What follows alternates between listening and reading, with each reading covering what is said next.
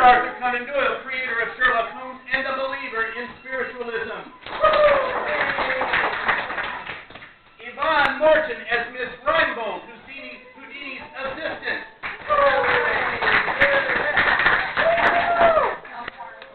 And Professor Daniel Lambert as Harry Houdini, an escape artist, magician, and foe of fake spiritualism. And I am Will Morton, your weekly moderator.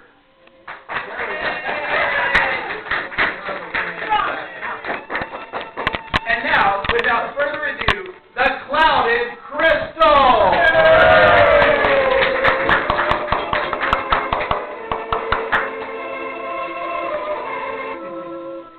Sir Arthur Conan Doyle, creator of Sherlock Holmes and Harry Houdini, world's greatest magician and escape artist, are dear friends, although the issue of spiritualism often causes them to argue. Doyle arranges a seance with a famed New York medium in the hope Houdini will become a believer. Houdini, however, plans to expose the medium, Madame Zuleika, as a fraud. Our story begins. It is 1922 in New York City. We are in a room in the home of Madame Zuleika, a celebrated spirit medium and psychic. The room has an almost funereal atmosphere.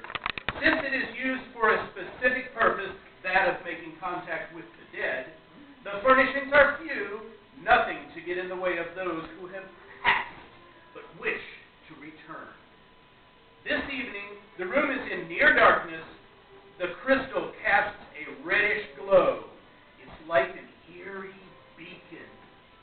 A few seconds pass for effect before we become conscious of a figure moving toward the glass. This is Madame Zuleika, a young woman with wild hair, wearing flowing gypsy robes and gloves. Her somewhat theatrical manner is both confident and provocative. The voice is arresting. Her face is positioned over the crystal, so the shadows on her face look rather forbidding. We are gathered here to bring back the spirit of a splendid woman who has passed beyond into the land of eternal summer and everlasting tranquility. Madame Zuleika. I feel my psychic powers running high. Your mindless vibrate with me. Abandon all earthly thoughts. Look to the crystal, the purity of the glass. Where are you, my dear? Give your whole soul to the seance. Surrender all earthly thoughts. We're ready to begin when you are. Madame Zuleika sighs in minor irritation and touches a button at the table, and the general room lighting fades up.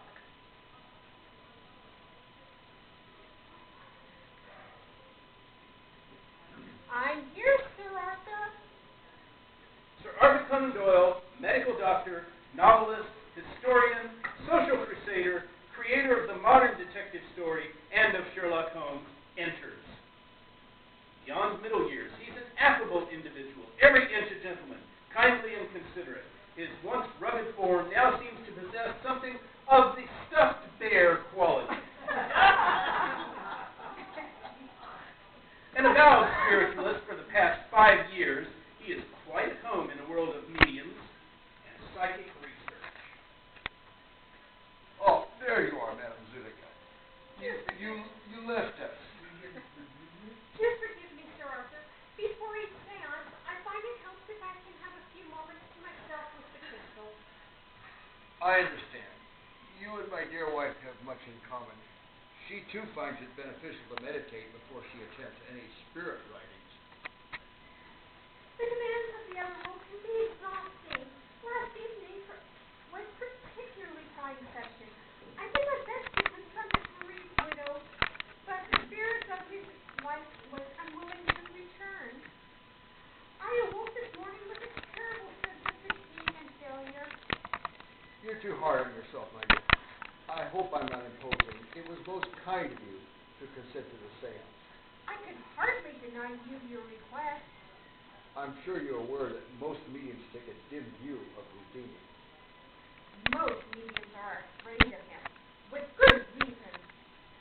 He goes from city to city sounding like a traveling executioner, a walking guillotine. A walking guillotine. My, now. He's destroyed many a fine medium with his ridicule. Some are simple people who don't know how to defend themselves. I've seen him on stage, of course. He's clever, more than clever. He's a magnificent conjurer. Oh, may I take a chair? Please. Oh, thanks. I'm afraid the years have taken their toll. I used to be such a devotee of exercise. These days, lowering myself onto a chair is the sport I favor most, preferably a chair with a strong back. You mustn't call him that, you know. He doesn't like it. Call him what? You called him a conjurer. Houdini doesn't even like the word magician. What does he prefer? He's an escape artist. Far more than that.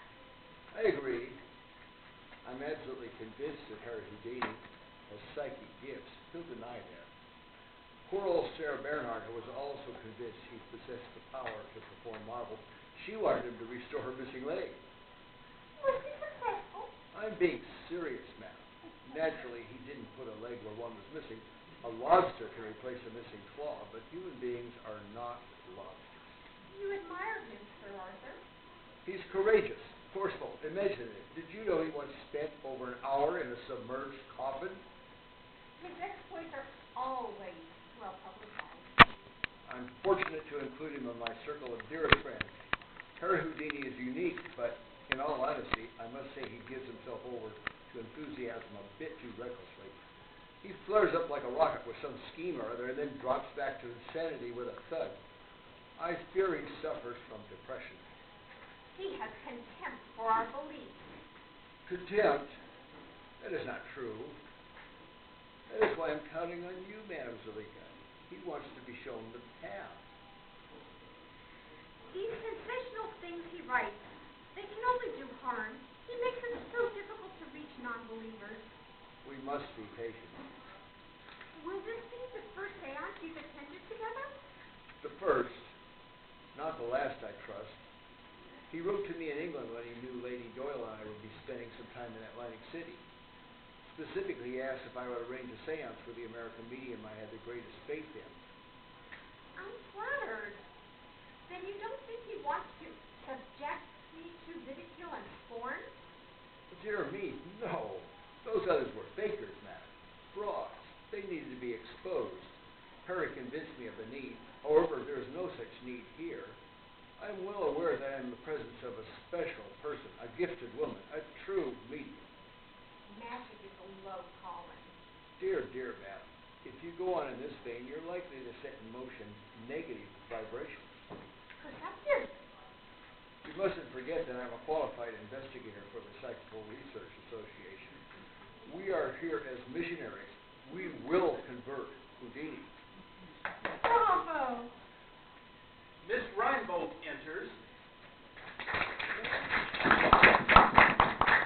She's young and pretty, somewhat intimidated by the presence of the august writer and the illustrious Madame Zulika. I can't move away from your library, Madame Zulika. She's devouring it shelf by shelf.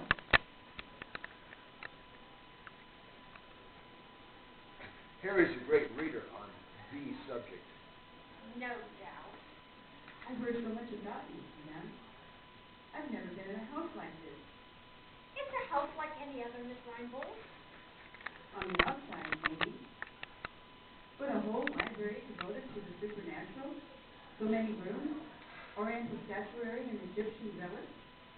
Drapes instead of wallpaper? Soft music in the least expensive. So many dim lights. It's like another world. The spirits prefer things to be restful. I used to have cats, but too many in need of comfort were allergic, and sneeze at the wrong moment could have disastrous results. Must be quite a thrill being an assistant. to the great Houdini, the man who walks through walls. Yes, it is, yes. How does he manage that illusion? I don't know. Please take a seat. Remember,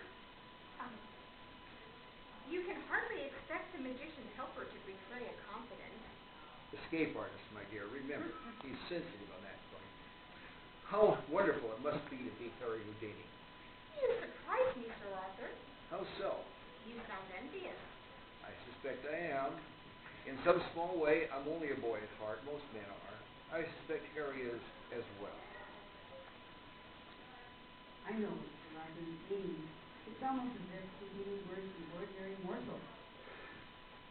Exactly. Imagine spending one's life escaping from straitjackets and giant milk cans. You'll pardon me, Sir Arthur, but I find that sort of exhibition a little vulgar. Not at all. It's pure enchantment. His is a life of wonder, a page torn from the Arabian Nights. The Chinese warder torture cell. Failure means a drowning death. Better in a prison than a heavily weighted iron-bound box. Houdini frees himself in minutes. Buried alive. Trapped in a sealed mailbag. Popular prices. Oh, Negative vibrations, my dear. Exactly what is it that you do for Professor Houdini? you? In his stage act. I assist. In what fashion? Fashion? Yes. I hand him things. What kind of thing? Handcuffs? Yes, handcuffs. Mirror boxes. I think so. You can't say for certainty. Pigeons. Pigeons? I hand him pigeons. Oh, I'm fond of pigeons. You recall, Madame Zalika, my strenuous campaign against the slaughter of birds for decorations on ladies' hats? You should have read my mail. I had no idea there were so many angry milliners in the world. Odd occupation for a young woman, passing pigeons to a magician. Forgive me, Sir Arthur, passing pigeons to an escape artist. Mustn't badger her, madam. Despite what she says, I think our hostess is trying to discover the solution to one of Houdini's marvels. Watch her. You're in the presence of a most exceptional female. I suspect Miss Rheingold was hired to add a touch of color to the performance. Pretty girls standing around fetching costumes, fringe and sequins. That's it. I'm little more than a chorus girl who doesn't dance. Have we met before? I don't think so. Perhaps.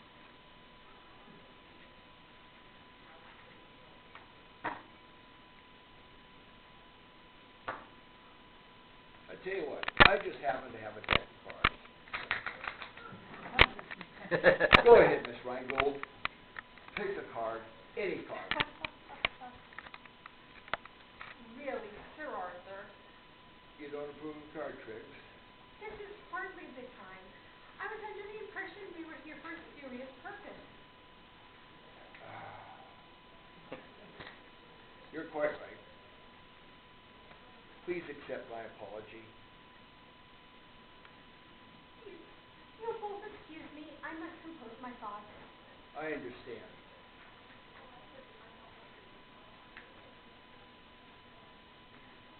I'm afraid I behaved badly. The card? Yes, Houdini's influence, no doubt. Are you a believer, Miss Rheingold? I'm curious about spiritualism. Aren't most people? That's why Houdini suggests I come along. A true medium like Madame Zalika is highly sensitized, attuned to rhythms that most of us can neither share nor comprehend. A single unsympathetic gesture or idle comment is capable of disturbing those rhythms. It was unthinking of me to take out those cards. But I'm to understand that you didn't mean any harm. Oh, but do the spirits. Spirits can be capricious. This is an enormous treat for me, Sir Arthur, meeting you. How kind of you to say so. I'm a great fan of Sherlock Holmes. Oh, him. You must read some of my other books. They're far more interesting, I assure you. I hope you won't be offended. Yes. Do you really believe that Angelica will be able to contact the spirit of your mother? I know she has a fine reputation, and people swear by her predictions, but You're skeptical because you're not yet a believer. With faith, all things are possible. Some time ago, Madame Zalika received a positive vibration from the mum. the what? I never called my mother anything but the mum. It fit her to perfection. A remarkable woman, not unlike our hostess in some ways. You must miss her. The mum has only passed. She resides in the spirit heaven, always nearby, always with me, always watching. A belief like that must give you consolation. A consolation I wish to share with Houdini. He's never gotten over the demise of his lovely mother. You met her? Never. We shall meet one day. Harry never stops talking about her. She was his inspiration. He mourns, poor fellow. You see, young lady, the life in the hereafter is an existence of the mind. Here on earth, it's an existence of the body. I never thought much about it. Then start to think about it. I'll send you some of the material I've written on the spirit heaven. The dead live in communities, you know. I didn't know. It's quite true. They devote their time to the arts. For them, food, sex, and money no longer matter. In fact, such things no longer exist. Everything is spiritual, holy, pure. No wonder we envy the spirits. We do? I mean, we do, don't we? If Houdini could only believe in the spirit heaven, I know it would give him peace.